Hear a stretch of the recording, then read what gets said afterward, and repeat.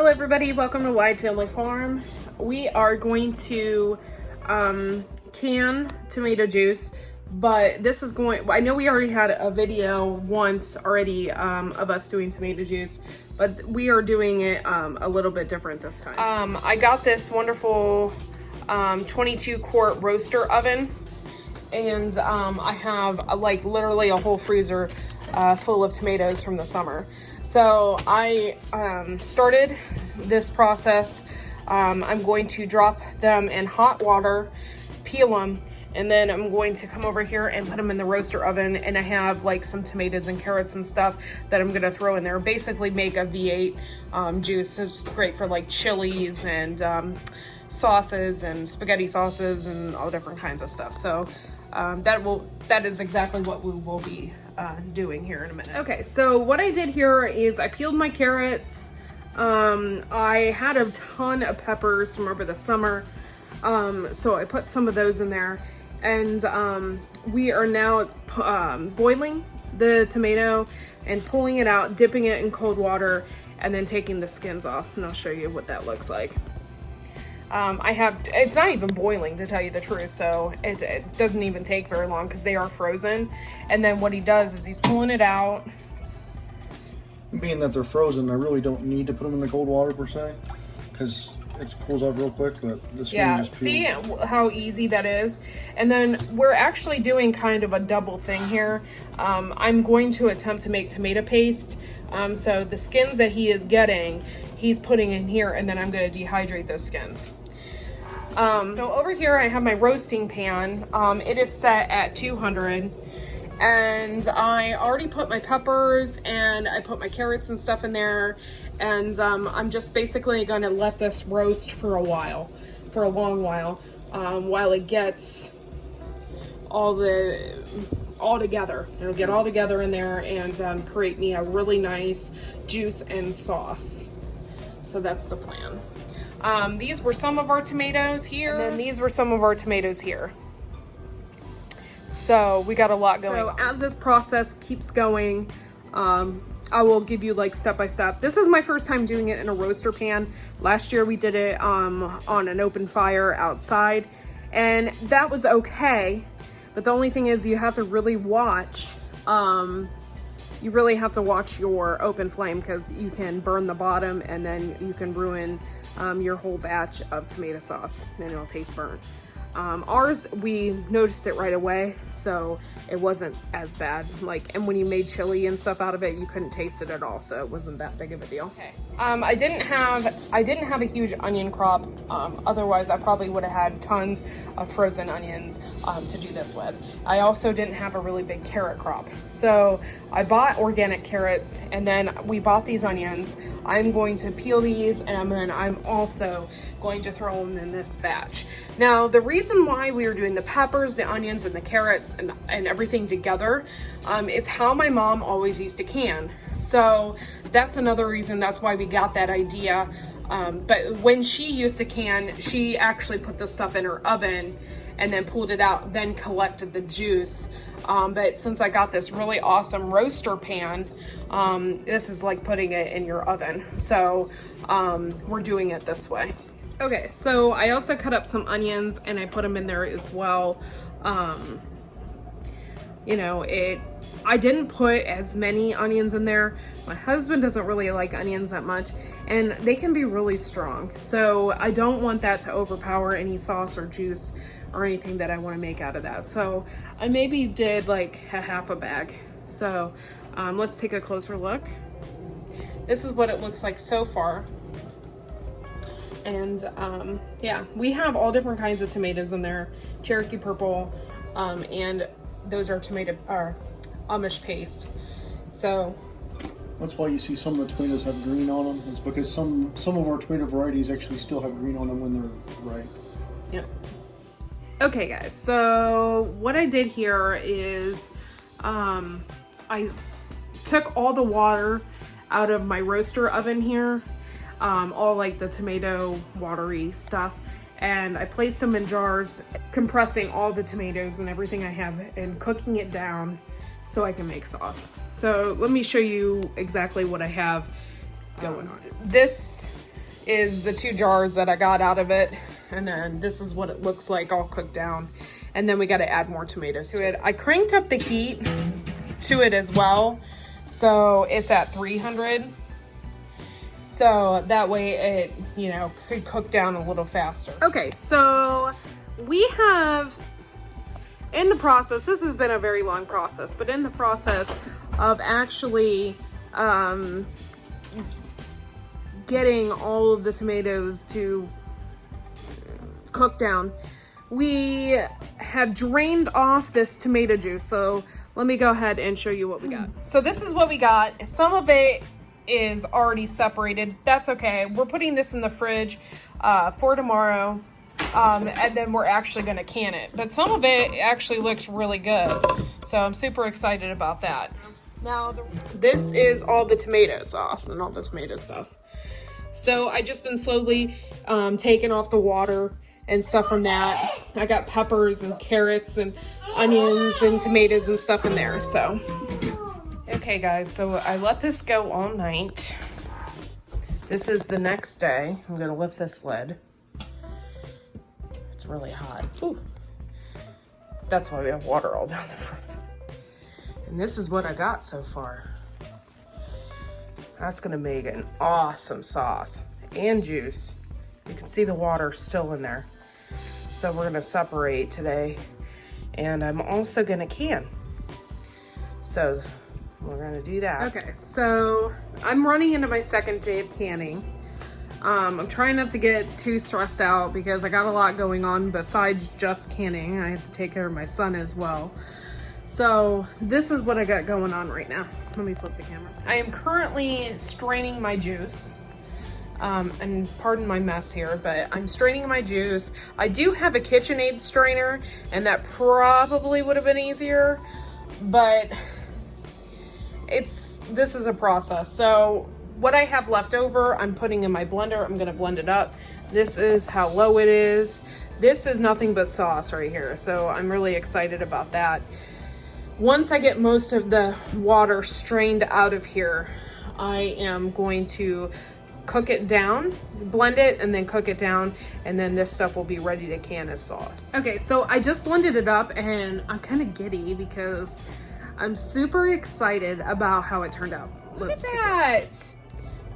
It's sauce. It can be pizza sauce. It can be anything, but I made sauce. Look at that. Okay, so it's been maybe about 30 minutes later. I am still straining, but look at this, man. I got sauce. I never thought in a million years that I would be able to make this. Previous years it was really difficult, so I'm so excited that I actually have sauce. I'm also making juice at the same time. That's the best thing when using these roaster ovens, is that you can put everything in there and you will be making juice and sauce at the same time. The pain in the butt is blending it all up. I don't really have the proper tools to blend everything. So next time, once I get, I think, everything separated, I think I'll just use my KitchenAid to blend everything together as far as the juice goes, and then it will make sauce for me too, because the stuff that comes out of it is like basically a paste. So, and I'm going to put it in jars. My jars are already, they're in the dishwasher washing, but then I'm going to start canning this. The best part about canning any type of, tomato, anything, is the fact that you can just get a water bath it, and we'll have sauce for quite some time. This is so cool. Okay, everybody, this process has been insane, but I'm getting the best quality of product here. So what I went ahead and done is I have hard water, so I put a little bit of vinegar in my canner here. It basically stops from any nastiness to get on your cans or anything like that after you've boiled it. But this process I actually like to do, I don't just like to fill it up all the way. And there is a reason for that. because I want to leave a little bit of space for the jars. I don't really know how much water they're going to displace in here. So I'm just going to put a little water in there and see, you know, what my jars are going to need, if I'm going to need less or more, basically. Actually going to use two different things. I'm going to use citric acid and salt in my tomato sauce. Basically, I know tomatoes have a lot of acidity to them, but you want to use citric acid because that is the part that preserves it. And you want to make sure that your sauce is preserved. And I'll add a little bit of salt to taste. I'm doing quart-sized jars because my family eats quite a bit, so I don't have to open like 5 or 6 pints just to make some spaghetti some night or whatever. So I'm doing quart-sized jars, and I will have to do them for 40 minutes in the water bath canner. I have it set up like this just so you can see me filling my jars and stuff. My jars are already been sanitized, and they're actually in the dishwasher. I got my teaspoon. Got my citric acid. I bought this at the store. It's Ball. I need to get my salt, and we'll be good to go. Okay, and I gotta get, I think I already have it. Got my funnel on here. Got a spatula. So I got my hot water ready to go here. It's not boiling or anything like that, but it's heating up. So I'm just gonna go ahead and start putting my sauce in my jars. I don't really know how much I'm gonna get out of this. I had a ton more juice than I did actual sauce. So we'll see. Okay guys, so what I'm doing is I'm letting I always do this and it always works out perfect, but I'm letting the jars heat up in the water bather too, and that heats the jars and it's not a complete shock to them. So what I'm going to do is I'm adding a ½ teaspoon of citric acid in the jar, and I'm adding some Himalayan pink sea salt in there as well.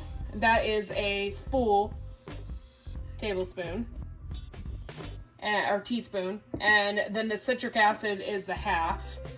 Then I'm going to add in the sauce. And I need a ½ headspace on this, so I couldn't find my headspace thing earlier and it kind of was freaking me out.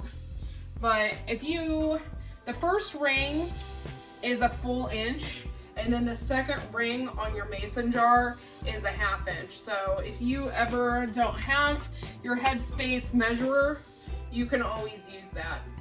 So this is my headspace measurer right here, and you can't really see it because it's clear, but it goes by inch, 3/4, and a ½ inch. So then you just take the ½ inch part and you put it on there and it measures it. I already washed all my lids.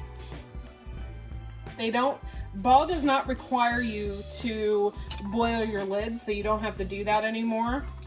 I'm going to put on my lid at fingertip tight.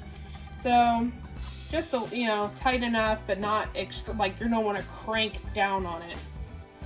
So then I'm putting it in my canner and letting the water heat it up. And then when it's done, I'm just going to crank up the heat a little bit. And you just repeat this process until you're done. I need citric acid, salt, and then the sauce. And if you have a better funnel, I highly suggest not having this one because this one's a pain in the butt.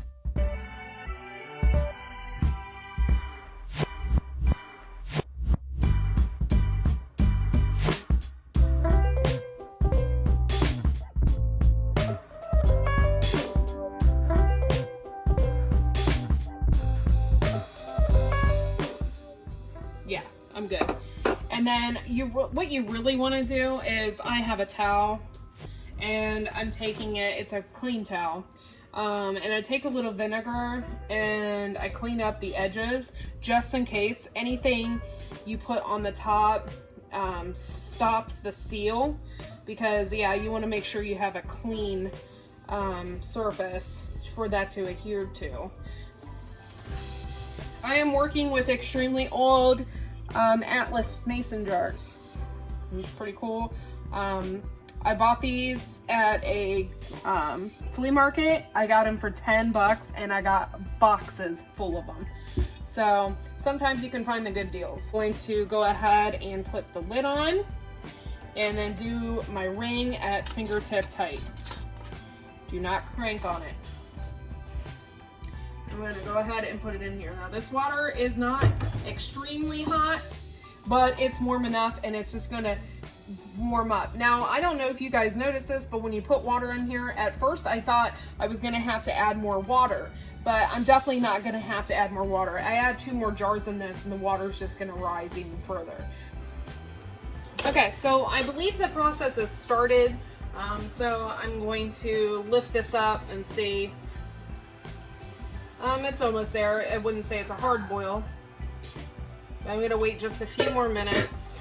Okay, so now it's been 40 minutes and I actually turned off the heat. I'm going to open this, not facing my face so I don't burn my eyebrows off. And we'll see. I'm going to pull these out and see how it goes. Okay, so I'm going to pull these out.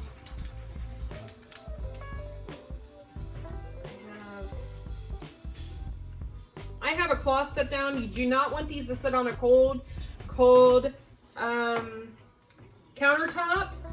because the shock of it being cold could make it bust.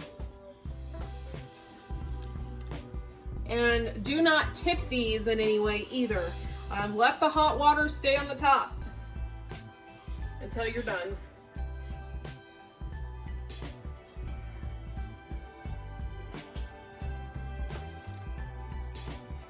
Usually when I let it sit, you can usually hear them pop, but I haven't heard anything pop yet. Pulling this out. Do not tip it. All right. So really guys, all there's left to do is just to wait. I'm going to be listening and checking to make sure that these pop and that everything turns out okay, but for the most part, I believe it will. And I'm gonna let this cool off before I dump the water.